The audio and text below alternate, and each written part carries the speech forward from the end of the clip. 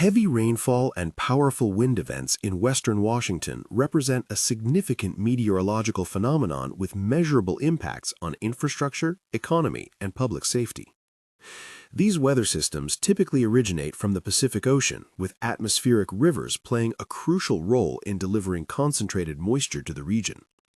Historical records indicate that such events have occurred with regularity, though their frequency and intensity have shown measurable increases since systematic weather recording began in the late 19th century.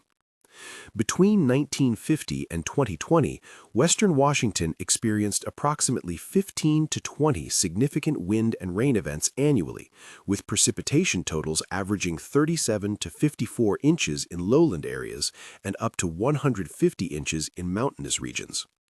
The economic impact of these events is substantial, with power outages affecting approximately 100,000 to 500,000 customers per major event, resulting in estimated economic losses of $10 to $50 million per incident in restoration costs and business interruptions.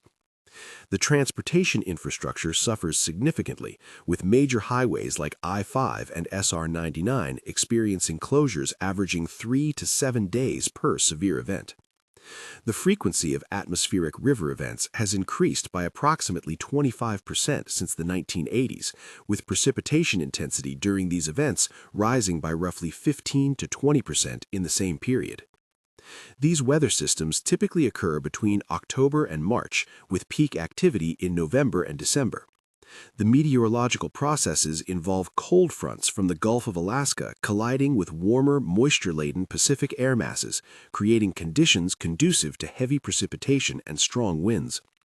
Wind speeds during these events frequently reach 40 to 70 miles per hour in lowland areas and 80 to 120 miles per hour in mountainous regions, with the highest recorded gust reaching 159 miles per hour at Mount Baker in 2006. Climate projections through 2050 indicate a likely continuation of these trends, with atmospheric river events potentially increasing by an additional 30 to 40% in frequency and 20 to 25% in intensity. Mitigation strategies have evolved to include improved weather forecasting accuracy, now approximately 85 to 90% for 72-hour predictions, enhanced grid infrastructure with underground lines in critical areas, and improved drainage systems designed to handle 25 to 30% greater water volume than historical norms. The economic benefits of these mitigation measures are projected to reduce restoration costs by 40 to 50% and decrease outage durations by approximately 60% by 2035. Future optimization strategies include implementing smart grid technology, expanding green infrastructure in urban areas, and developing more resilient transportation corridors designed to withstand projected increases in precipitation intensity and wind speeds.